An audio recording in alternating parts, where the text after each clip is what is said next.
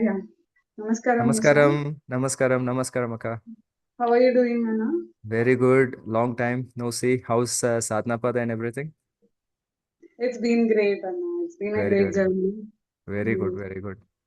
yeah. I am just excited to know that Hanuman Pratishtha is happening very soon. I got really excited with that because I have a I was like very fond of Hanuman. In my childhood, I was very much connected to him.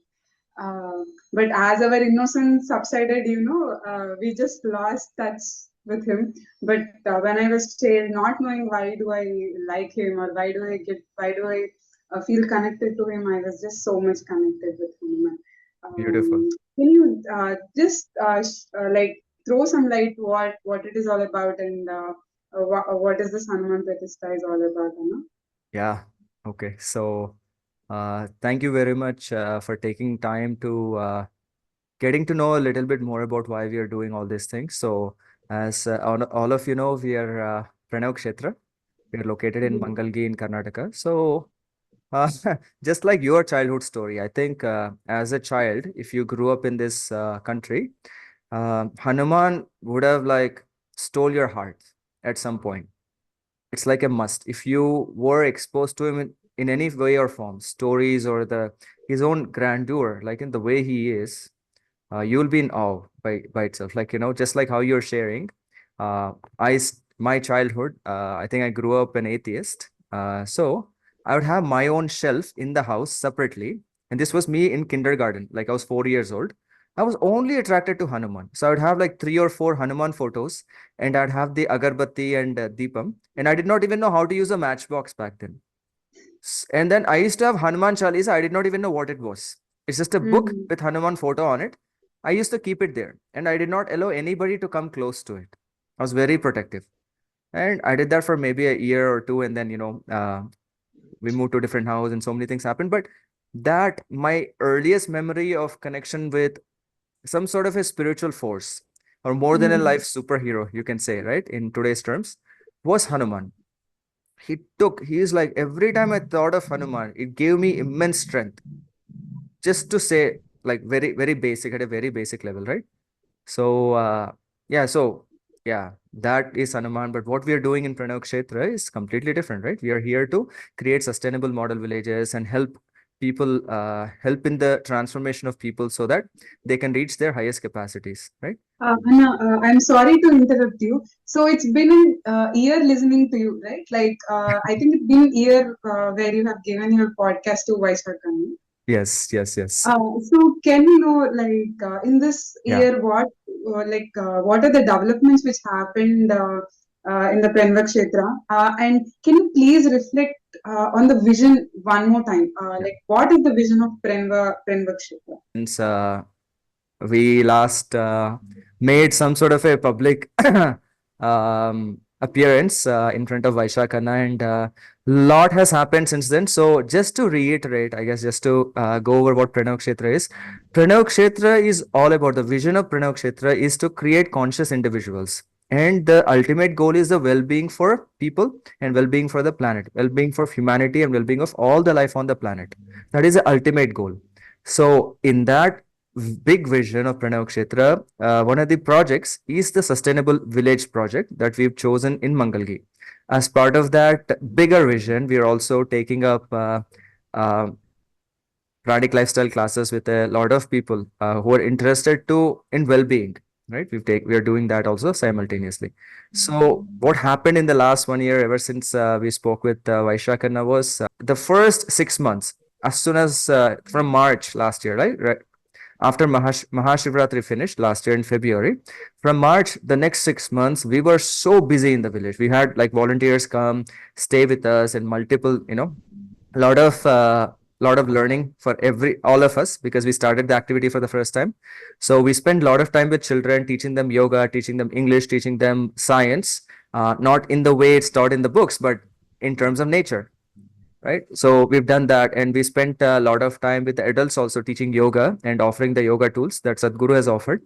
And farming activity took place full fledged.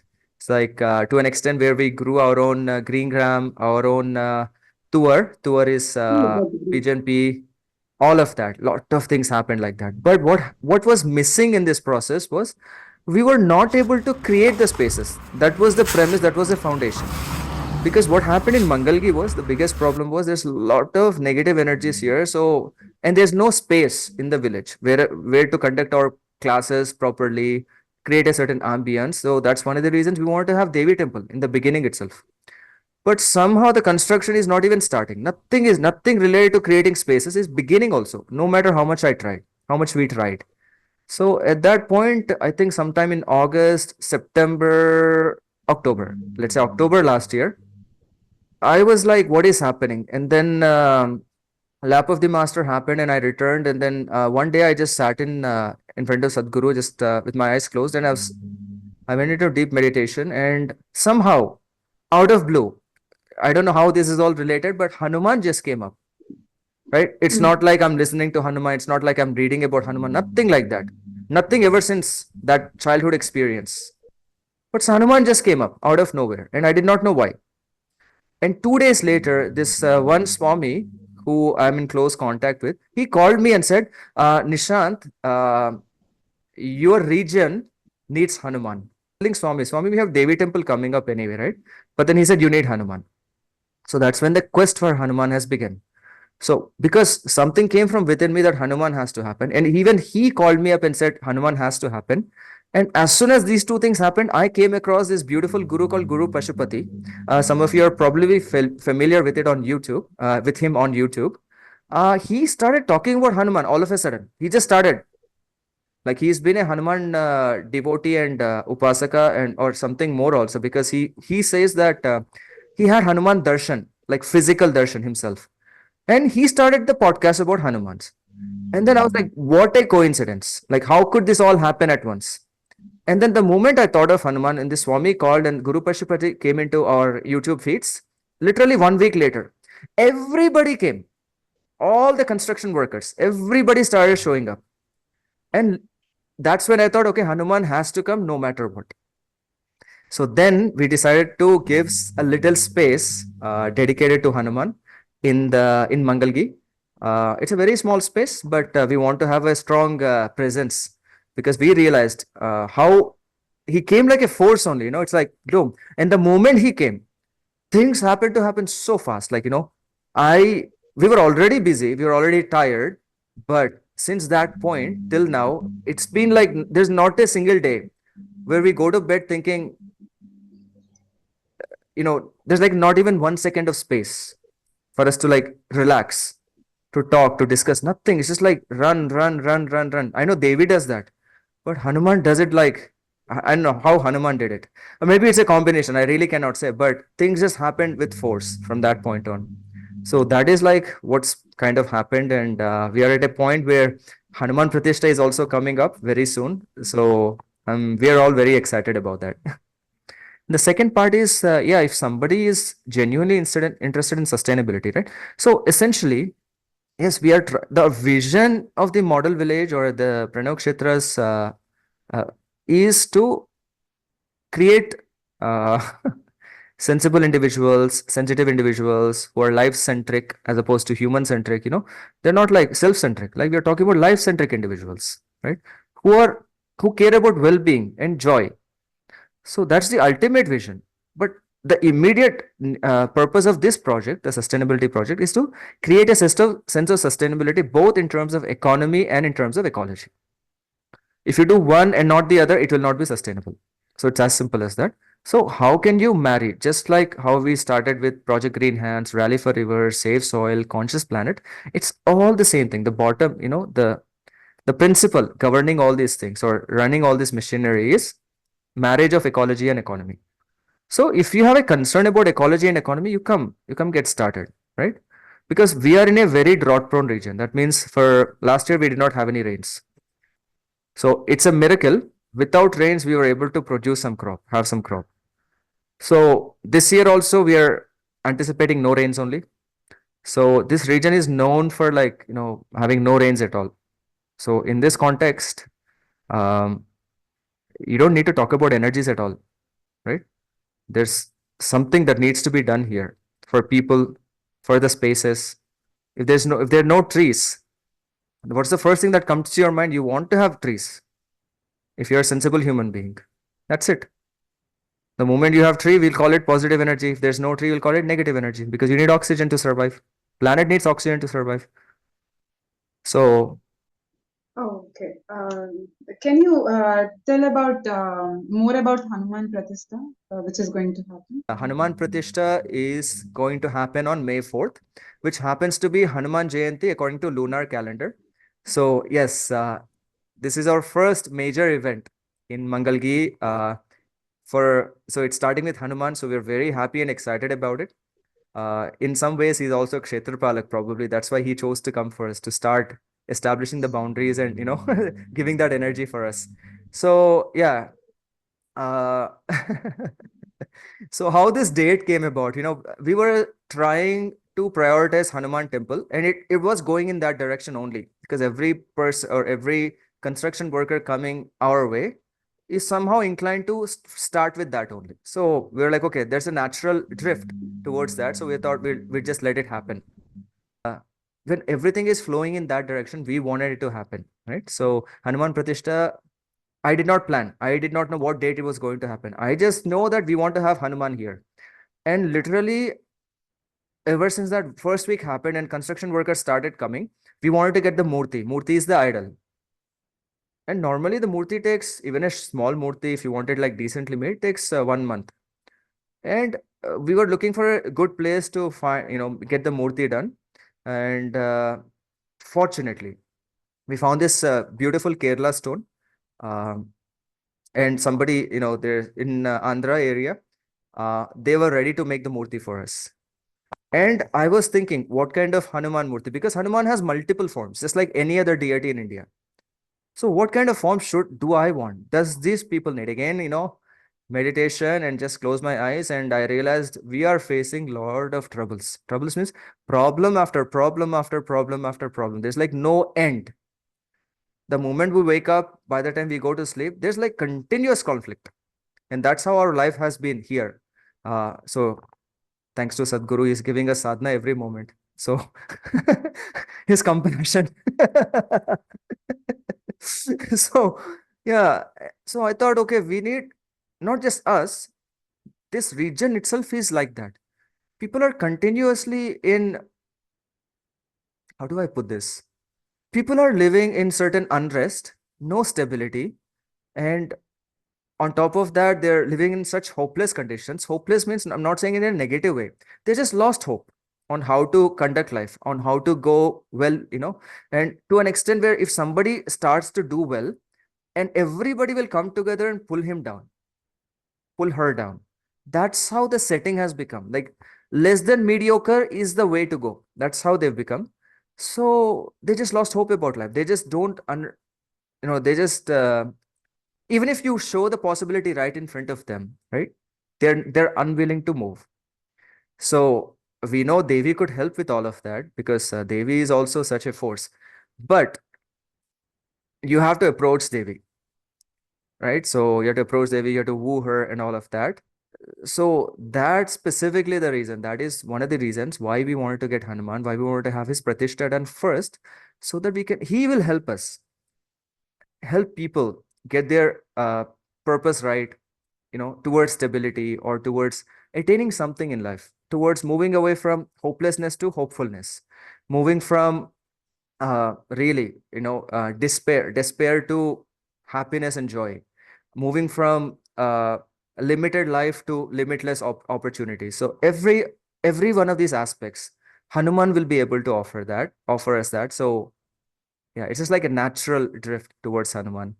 Also, Anna, can you reflect more on how is Hanuman relevant in Mangalgi? You have already said if you could just like throw some more light, and also not to Mangalgi but also to others. How is Mm, Hanuman? How yeah. do we have that relevance? Yes. So ever since I moved to India, uh, I guess, see, you can call me old school in many sense. I noticed in general the younger generation. maybe including my generation too, to an extent, but definitely younger than my generation. I notice the trend is such that they're immensely capable, but they are absolutely distracted at the same time. When I say distracted, I'm not talking like, oh, because they're using a lot of cell phone, they're getting distracted. No, because they are just going about in the life with no sense of purpose. And having no sense of purpose is beautiful, but they're getting drawn towards a lot of negative pranic energies, and it's just like pulling their energies down, right? If you have no sense of purpose, if you're keeping maintaining your energy size, great, right? Nothing wrong with that. But you're also draining your energies in the process. So it's like it affected me a lot, and I thought there must be some way. And when Hanuman hit me, I was like, it's like jackpot for me, because for the younger generation, for youth of today, Hanuman is the way forward, because he will push you towards the purpose. So the purpose could be could be nothing also. Like maybe I don't want to do anything, and that itself is a purpose. Stay true to that purpose, but he will make sure you'll be committed to that purpose, because he doesn't be he doesn't come to you and be like, please do it. I'll give you this, I'll give you that. No, he'll just take you by force. So, and it's in a very good way also. It's not like he'll just come and slap you. No, you cannot resist him. It's like that. He's like that, right? You just look at the immensity. Sadhguru talks about it. When you look at the mountain, you'll just fall in love with the mountain, just looking at the immensity, right? If you can fall in love with the mountain, Hanuman is like much, much bigger than that. So you cannot, you cannot resist him at all, or you cannot resist that energy at all. So this sadhana or him, Hanuman himself, is absolutely relevant for everybody today. Reintroduces you to the capacity that you already have within you. And that's what people need today. They just need to be reminded of that fact that we are the descendants of Ramayana, we are the descendants of Mahabharata, like we are the descendants of Krishna and Rama. So we are carrying such amazing history, right? Itihas, we say. So we are carrying such big legacy that we forgot the roots.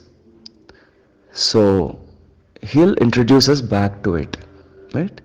So that's why he's needed. That's why he's associated with the Yogashala space, because Yogashala is all about, um, Sadhguru says this, right? Yoga is like improving human capacity to its highest, to its fullest. So Hanuman will help in that also. And people who are on the Hanuman path, they will tell you that he's an avatar of Shiva, that Chiranjeevi avatar of Shiva, like he's always there, right?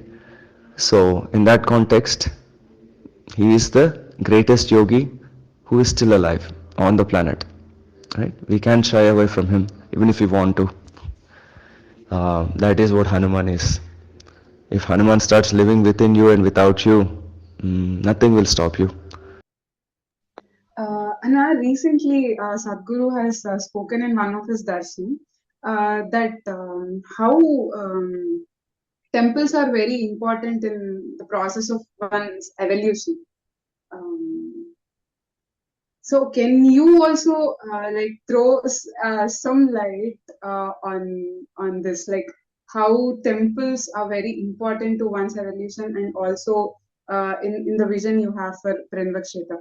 Like you said that you have a vision to have spaces, right? Like the Devi Temple, Yogashala, and Adiyogi. So what is that basis, and what is that importance of having spaces? Okay. Uh, So, very important question. So when we first came to Mangalgi, we wanted to start with lifestyle and yoga classes right away. But I realized that the energies in every space here, because of oppression over the last 400 years, because of loss of culture, because of loss of hope in life, every area is pretty much all I could experience is depression. And I realized that whatever transformation we want to bring about through Sadhguru, it's just not conducive, because you cannot even make them sit properly, because the spaces are not very conducive. The energy in the spaces are not built in any way for people to have the right ambience to receive anything. Forget about Sadhguru. They're not able to receive even like if I want to offer them a good job, they're not in a status to receive the job also because everything is so unsettled within them. So that's the state of this region in general, right? So keeping that in mind, I realized that the foundation part of what we need to do is the spaces. So that's why I was so keen to have these spaces. You can call them temples, you can call them ashrams, you can call them alayams, you can call them anything or sadhana sthala, right?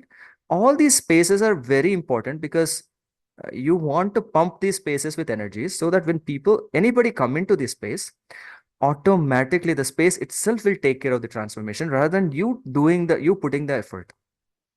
Because when you put in the effort, you are looked at as a human being. When the space does it,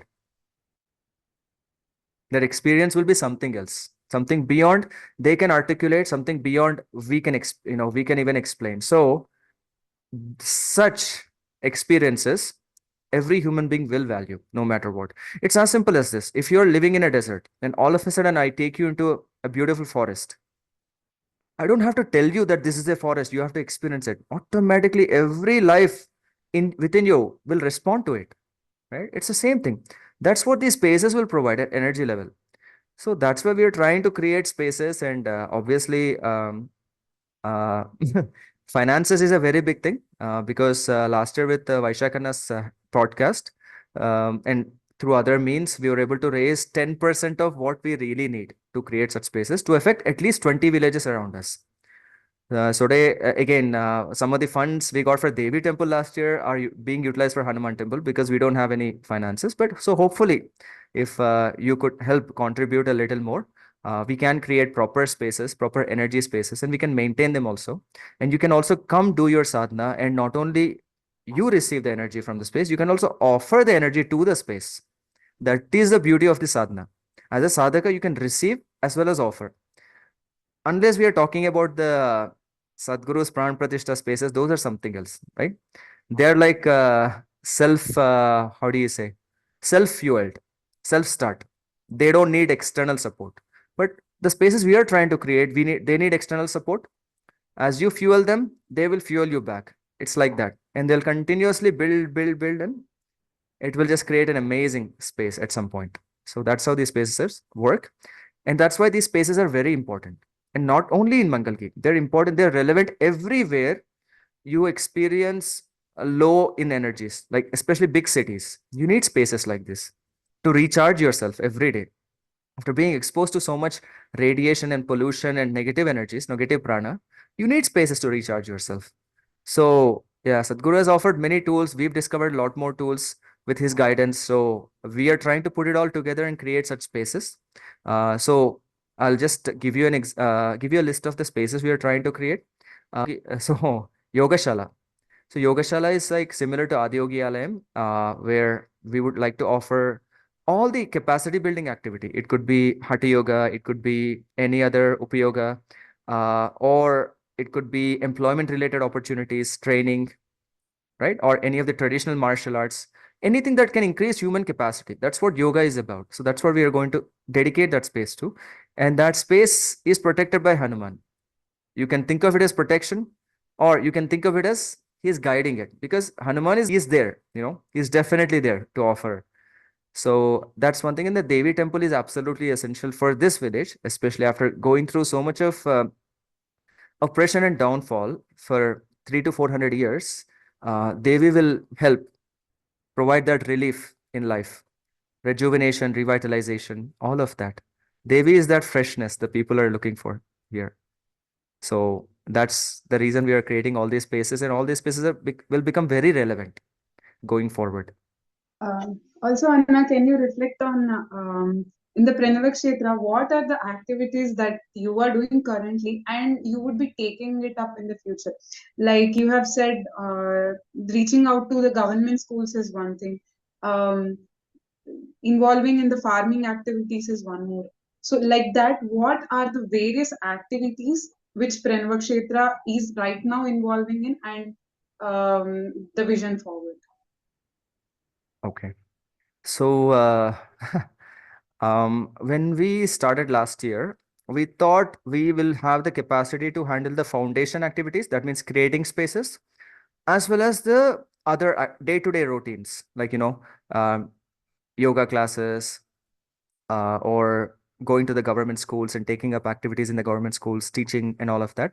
I thought we could handle all of that simultaneously. But the moment the creating spaces, the construction activity started with the creating spaces, we realized that it's taking up a lot of our time and involvement, because it's rightfully so, because you're not building a house, you're building the future.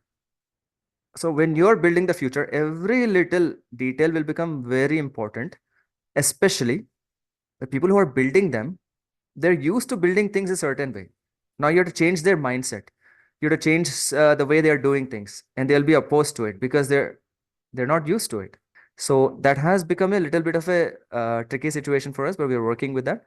As well as farming activities and ongoing activity, tree plantation. We are in a lot of need of volunteers who could support with the farm activity. So these two are like continuous activity, creating spaces and farm activity. They'll go simultaneously no matter what happens. Alongside, we are also offering these pranic lifestyle classes. So you can be a part of you can learn, you can also start teaching people onto leading a pranic lifestyle, because you can do your practices all day long. But again, if you're dumping in negative energy, it will not help, right? So you want to lead a positive pranic lifestyle. So it will help. So besides that, we have opportunities to teach in the government schools.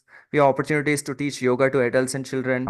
We have opportunities in the Devi side of things where we can do Bhairavi Divya Puja every Paurnami and Amavasya. And now that Hanuman is coming up, we have opportunities to take care of the Hanuman space and offer Hanuman sadhana to local. Opportunities are limitless on how you can offer yourself.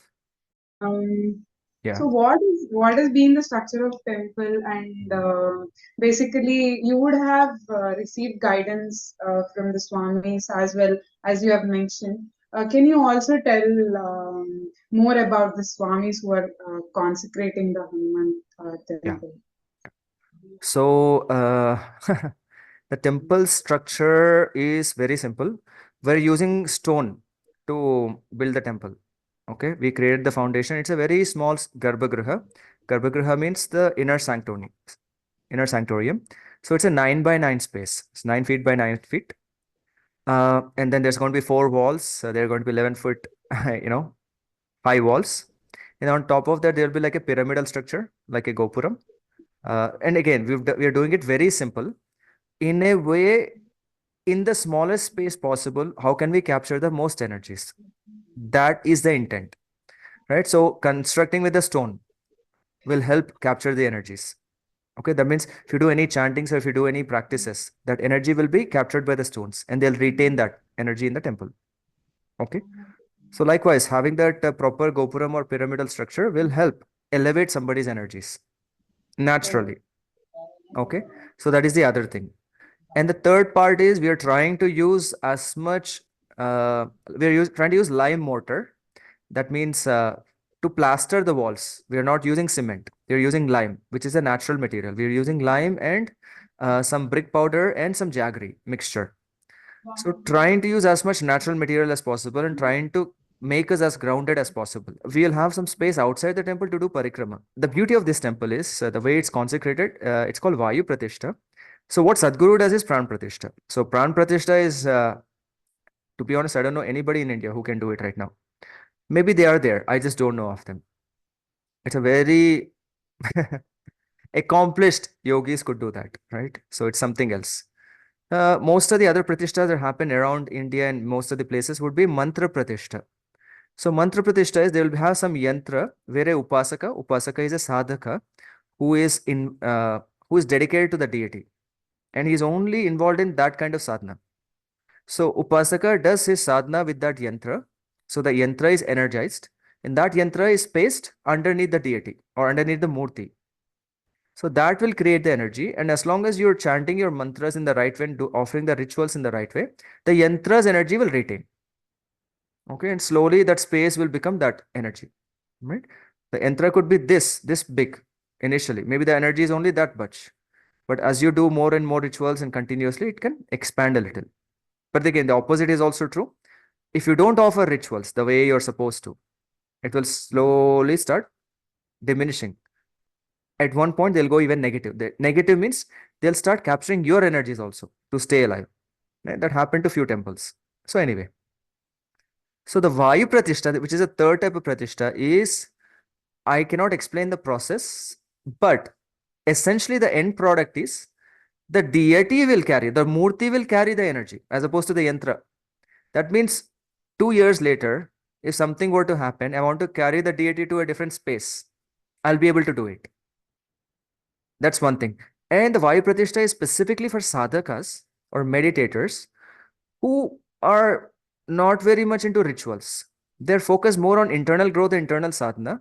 So all they have to do is just light a simple diya and little dhoop or agarbatti, and you can do your sadhana. Regular chanting, all of that is not required in Vayu Pratishta. And still the energy will be maintained. So we chose this path, and typically, if your sadhaka is trying to create spaces, you will go with Vayu Pratishta. And that's what this Swami is going to be doing because he's an expert at Vayu Pratishtas. So far, he's already consecrated 20 Hanumans. So Hanuman is also his expertise, which is very good. We're very happy to know that. Uh, so we are actually and the beautiful part I forgot to mention is the kind of Hanuman we are getting is the Sankat Mochan Hanuman. So what is Sankat Mochan Hanuman? If you remember in Ramayana, there was a time when Lakshman, he gets injured and he becomes unconscious, and Hanuman had to be reminded of his power and strength. He was immensely capable. So they said that he had to be reminded of his strength. So he had to go all the way to Himalayas and carry that mountain back here because he did not know which herb that Sanjeevani is. Sanjeevani is herb that will bring life back, basically. But he did not know what herb it is. So he will bring the entire mountain back. So it's still located in Sri Lanka. That will help revive the life of Lakshman. So Hanuman, this type of Hanuman, where he is carrying the Parvat in his left hand, is called Sankat Mochan or Sanjeevani Hanuman. There's so many names given to him. But the idea is that this form of Hanuman, if he can help Rama himself, because even Rama did not know what to do at that point, and he was able to help Rama, who is a major figure in his capacity and popularity. If he could help Hanuman, he can help anybody. That's number one. Number two, that moment in time where Hanuman was reminded of his own strength gave him a certain purpose in life. That's why this Hanuman of carrying the Sanjeevani Parvat will help with the same kind of energies. It will give you a sense of purpose so that you'll never ever hear about depression. You'll never ever have anxiety with him. You will never have like low energies. It's that kind of Hanuman we're trying to bring. It's that kind of Hanuman we are doing the Pratishtha. Because this village has become very dull. We need that force, we need that energy to remind the village that they are actually capable. It's just a shift of, see, sometimes mindset shift can help. But if you're incapable of even doing that mindset shift, then you need a force. And that force is what he will bring. Anna, can you tell more about Hanuman's energies? Like, how is it like? If we Huh. think about Krishna, we Hmm. automatically get that Yeah. word Leela, and it's such a playful energy, and Yeah. it's like, yeah, it's so beautiful to think about Krishna's way of being Correct. and Correct. such a magical world with him. So, how is it like with Hanuman? Like, which could like which youth can Yeah. Yeah. relate Yeah. to. Yeah. I think if there's one category of people that should relate to Hanuman, it is youth. And I'll tell you why. So the reason being, uh, so Hanuman's energy is a very playful energy. When I say playful, it's not the kind of playful that you associate with Krishna's energy. Krishna's playfulness is about that subtleness, right? So it's more like you are living in certain awareness, but you're still playing the drama. That is Krishna, right? That is something else. But Hanuman is like, he needs a play, like he needs something. And again, it doesn't have to be action. If it's action, he'll just go gung ho. It's like, it's very exciting to him. If there's no action, also, all the action or the inaction, right? He also wants to conduct that playfully. So it's playful forceful energy. When I say forceful energy, I'm not saying like, it's forced upon you, but you cannot just resist it. It's just like too beautiful. So that's how his energies are. Um,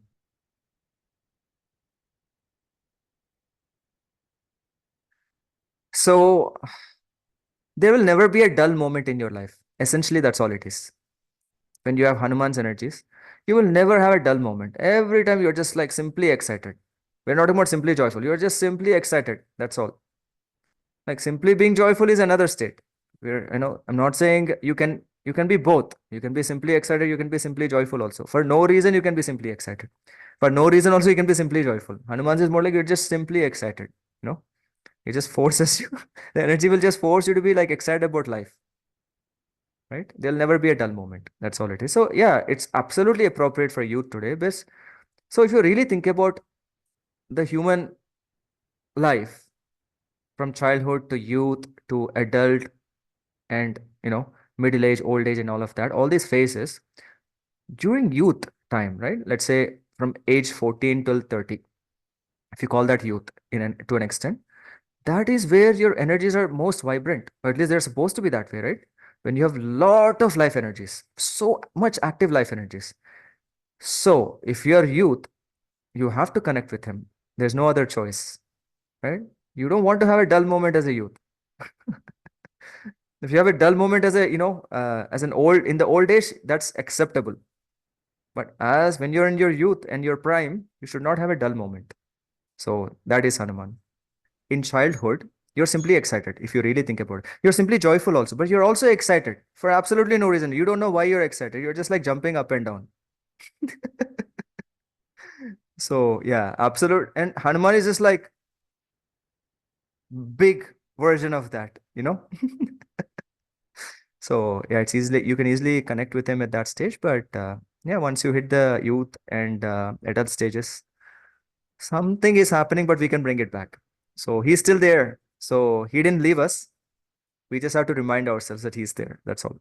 Yeah, and yesterday we were discussing about having a conversation about Hanuman. Then today morning, one of my friend has invited me to Bhadrachalam. So I think it's like he's just there, as you said. He's just there. Yeah. Yeah. Beautiful. Time ago, I was listening to Sadhguru's song where he sings Ram Ram. So that was, I just felt so connected to it and it was so intense. So I would like to ask you, what is the relevance of Ram and Hanuman? As we know from the scriptures we have read, the bonding between them, but I would like to hear from you, what is the relevance of having Ram also when we are doing Hanuman Pratishta and do we even Ram, Ram, Ram, Ram, Ram, Ram, Ram, Ram, Ram, Ram, Ram, Ram, Ram. So we were talking about how Hanuman is simply excited about life, right? I mean, again, this is all imagery. I may not be the best person to answer this also, but at least from my understanding and my within my limited capacity, I understand that Ram is the sustaining force of this life. Correct? So he's the avatar of Vishnu, which is the sustenance of the sustaining energy of this life force. So if not him, like if the Vishnu's avatar, Vishnu's manifestation has come down to earth, he should be the first one to get excited about it because he is the one making all of this happen. So Hanuman being excited is, it has to be that way, right? So anyway, so as part of the sadhana also, we will be doing something related to Ram as well, because what when we praise Ram, Hanuman will be happy. When we praise Hanuman, Ram will be happy. So that's how their bonding is. You cannot separate them, they're inseparable in many ways. So, and we should be, as a planet, we should be proud of the itihas. Itihas is the journey of humanity on the planet. We've been through Ram and Hanuman on this planet. So that's a so that's nothing. It's nothing but incredible to be a part of that itihas. I'm so excited for the Pratishta, which is going to happen on May 4th. I'm just excited to be a part of the consecration. Um, Beautiful, Akka. like I said again, so excited like that to be a part of to be a part and carry Hanuman energy with me. That is amazing. I'm really happy. I'm really excited as well. So I hope I reach the state of being simply excited for no reason. Even I'm waiting to do this sadhana properly for this mandala. So as part of the process, starting the 25th of March until April 25th, I'll be in silence, going through with this sadhana and multiple other practices to strengthen myself, to make myself available for Pratishtha. So I know Akka, you're also interested, so you can also be a part of it, and I'm really excited for all of us and the entire planet. We need that beautiful force. We need to be excited about life again, you know, Yeah, for no reason, like a for no child. reason, for no reason, like a We child. need Yes. energy for it. My silence will begin on the March 25th, and it's 1 month, so till April 25th, or April 25th is when I come out of silence. So that is 30 days of silence, and then next 10 days will be activity leading up to the culmination, which is the 40th day, which is May 4th, basically. If you want to be part of this pratishtha as a sadhaka, just like we are going through certain sadhana, you please let me know. There's a one mandala of sadhana that you can do, and you can be part of this a little more effectively. You don't have to be a meditator of any sort. You just need to have the willingness, and you need to have the love for Hanuman. See, when I say love for Hanuman, it's not like for Hanuman, it's not really love. It's just like so much attraction, you know. When you say love, you can give each other some space and all of that. With Hanuman, he is like continuously pulling you like magnet only, right? If you're getting pulled like that, right, you're absolutely eligible. Or if you feel that you want to get connected to him, just understanding his immensity, you can be part of this sadhana. But there will obviously, like with any other sadhana, there will be yama and niyama. That means do's and don'ts. You have to make sure that those things are taken care of during these 40 days. And it's not very difficult. Everybody can do. Summer is already here, so you can wake up early. That's not a problem. So it's a possibility for everybody. And if you do go through the 40-day mandala, you can be part of the consecration itself, as in like as a participant, as opposed to being an attendee, right? Just attending the consecration is something else. Participating in the process is something else. So both the options are available. And we are also planning to have this live stream this time. I don't know how, but I have to figure it out. But yeah, if you cannot come physically, live stream is also available. So you can do the culmination via live stream also. So it's a 40-day mandala. Obviously, it's not a 48-day mandala. So 48 days is a culmination day. The time commitment required would be, let's say, on top of, if you're already doing certain other practices, you will need at least 1 extra hour minimum in the morning and 1 hour in the evening. And does this sadhana conflict with any of our practices? So that's a very, very, very good question. And I'm glad you asked. And this is relevant to all the sadhakas. It doesn't matter who your guru is. So one thing you have to be very sure about whenever somebody just says, okay, there's this certain sadhana, there's certain practice, certain initiation, and all of that. The first thing you have to ask that person is there any initiation? Okay. And who is initiating and what kind of initiation it is, right? All these factors will matter. So in this particular mandala sadhana, the initiation is coming straight from Hanuman. So it's nothing to do with me. It's nothing to do with Guru Pashupati. It's nothing to do with Sai Ram Swami. Okay. And it is not a initiation of Guru Parampara. That means you don't even have to consider Hanuman as your Guru for this to happen. It's just to form the connection between you and Hanuman's energies. That's all. Okay? Or say, I'm calling it energy. You can call it an emotion. You can call him the superhero. You can call him the most amazing human being on the planet. You can call him whatever you want to call him. You can personify it. You don't have to personify it. However you want to relate to him. This sadhana is geared for that purpose. Okay, so there will be no conflicts. In fact, it will integrate well with most of the spiritual practices. Um, at least Isha practices, I can say it will integrate very well. No conflict at all. And there's no initiation as such. It's like self-initiated. You just sit in front of Hanuman and you just pour out your emotion. It will just happen. That's it. So consecration is on the 4th of May. April 25th is when I come out of silence. So we have about 9 days in between, or let's say 8 days in between, right? So that's why I was saying if you can come to support, if you could come 1 week prior, it will help mobilize all the activity very fast. Because that 1 week will be very crucial to do a lot of things at once.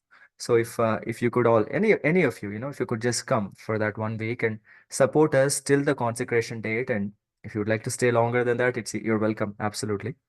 But at least that 1 week, if you could support, or even 3 days, if you cannot support 1 week, or maybe on the day itself, if you can come little early, because 7 o'clock is when the process starts. So early means it's a little difficult, but yeah, so maybe the night before, if you can come and support, everything will be helpful. Remember, there is a certain way of doing things, especially in Isha, especially the way Sadhguru talks about how you can carry out any activity or anything in life. There's a certain way to be, and there's a certain way of doing things. So this is an opportunity for us to showcase what is possible to all these villagers, to all the people who are not exposed to the beautiful way of being and doing and living. So on the day of the Pratishtha, the event will begin at 7 o'clock in the morning, uh, and it will go until 12:30. Post which the Mahandanam starts for all the participants and attendees of the ceremony.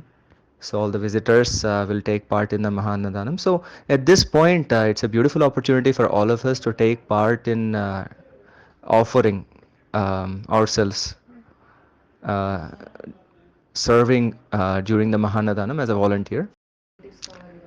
Likewise, during the consecration time also, if some of you could come and help with the volunteer support, the consecration process can be a beautiful process for people who visit during this time. Within a blink of an eye, Hanuman temple is coming up, and his Pratishtha is also coming up at such a force. We are actually unable to keep up with him, to be honest. But likewise, if you feel you're connected with him in any way or sort or form, and if you would like to contribute to this Pratishtha or Annadanam on the day of the Pratishtha, you can go to the Pranavakshetra website that will be in the link below. You can go directly to the website and you may donate. So as we said, we've diverted some of the Devi temple funds here, so we have to give that funds back to Devi. So we are trying to raise funds for the Hanuman temple.